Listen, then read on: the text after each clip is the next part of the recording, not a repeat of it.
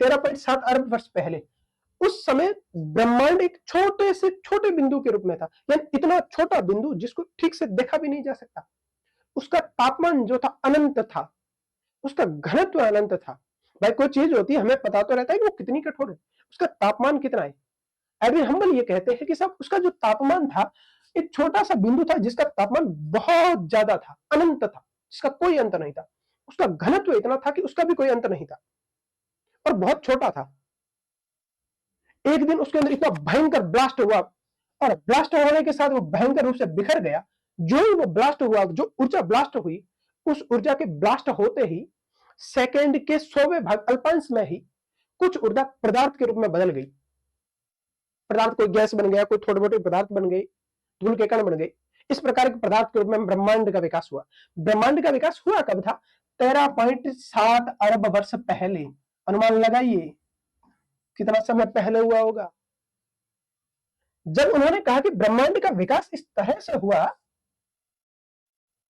तो उन्होंने कहा बाद के अंदर ये ब्रह्मांड धीरे धीरे आगे जाता गया, आगे जाता गया, बढ़ता गया, बढ़ता गया, और आगे हम जब ये आकाश गंगाएं विकसित होती गई, एक दूसरे से दूर होती गई, जिस प्रकार यहाँ पर चित्र में पहले यहाँ पर ब्रह्म विस्फोट हुआ, और विस्फोट होने के बाद ये देखिए यहाँ पर समय के साथ ये समय बन रहा है, टाइम, समय के साथ जो जो आगे बढ़ते जाओगे, जो जो ये आकाश गंगाएं दूर होती जाएगी, इस प्रकार उन्होंने एडविन हम्बल ने इस बारे में दिया। लोगों ने कहा साहब अब भी ठीक से समझ में नहीं आया, और समझाओ अच्छे से। एडविन हम्बल ने कहा रुको और समझाते हैं यहाँ पर। अब यहाँ पर चलते हैं। सेकंड पॉइंट में एडविन हम्बल ने कहा कि यह जो घटना हुई थी 13.7 अरब वर्ष पूर्व एकांकी परमाणु के महाविस्फोट से हुई थी और ब्रह्मांड का विस्तार हो गया। उन्होंने कहा ब्रह्मांड का विस्तार जो हुआ बहुत वृहद है और विकास आज भी हो रहा है। उन्होंने कहा जब ब्रह्मांड का विस्फोट हुआ था उसके ठीक 3 मिनट बाद, 3 मिनट में ही एक पहले परमाणु का विकास हो गया था। परमाणु जानते हैं, अणु परमाणु, जिसको आप साइंस के अंदर पढ़ते हैं, बहुत छोटी सी सूक्ष्म से सूक्ष्म चीज परमाणु बना था, वो महाविस्फोट के केवल 3 मिनट बाद बन गया था। इस तरह से ब्रह्मांड की शुरुआत हुई। लोगों ने कहा अब भी समझ में नहीं आया, ठीक से बताओ। तो उन्होंने कहा कि मैं बताता हूं। हुआ यह था कि बिग बैंग के 3 लाख वर्ष के बाद, यानी आज से कितने वर्ष हुए, 13.7 अरब वर्ष पहले महाविस्फोट हुआ, और उस महाविस्फोट के ठीक कितने साल बाद, 3 लाख साल पहले।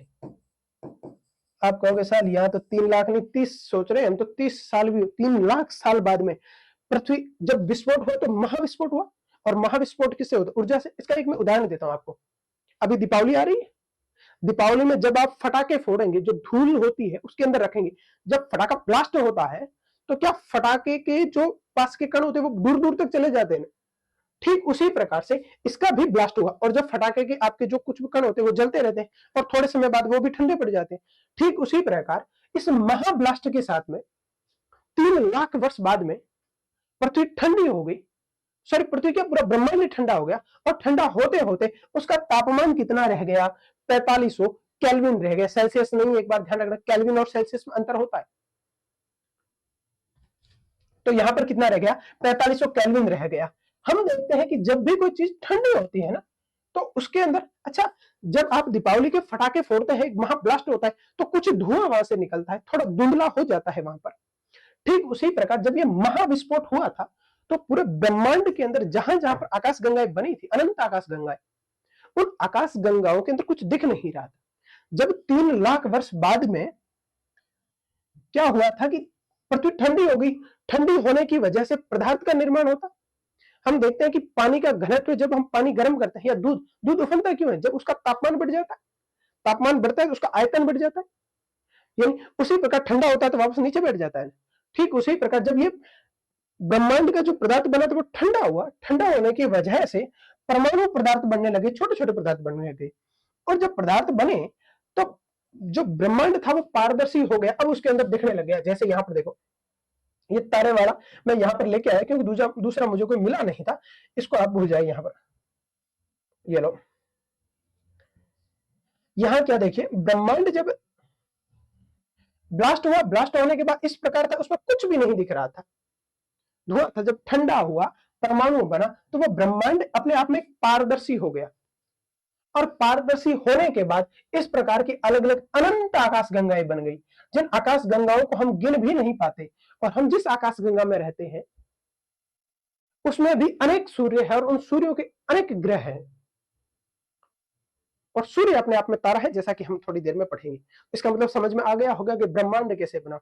ब्रह्मांड एक छोटे से पदार्थ से बना था, छोटे से बिंदु से बना था, जिसका अनंत तापमान था, अनंत घनत्व था और बहुत सूक्ष्म था। उसमें महाब्लास्ट हुआ। ब्लास्ट होने की वजह से जो अल्पांश में ही उसमें जो ऊर्जा निकली, उस ऊर्जा में से कुछ पदार्थ बन गए जो दूर दूर तक बिखर गए। बाद में जब 3 लाख वर्ष बाद में वो ठंडी हुई, ठंडी होने 4500 केल्विन, 4500 केल्विन जब उसका तापमान रहा, तब परमाणु पदार्थ बने। और परमाणु पदार्थ बनने की वजह से, परमाणु पदार्थ बने तो एक दूसरे के चिपके होंगे। जब चीजें चिपकी तो फिर पारदर्शी हो गया ना।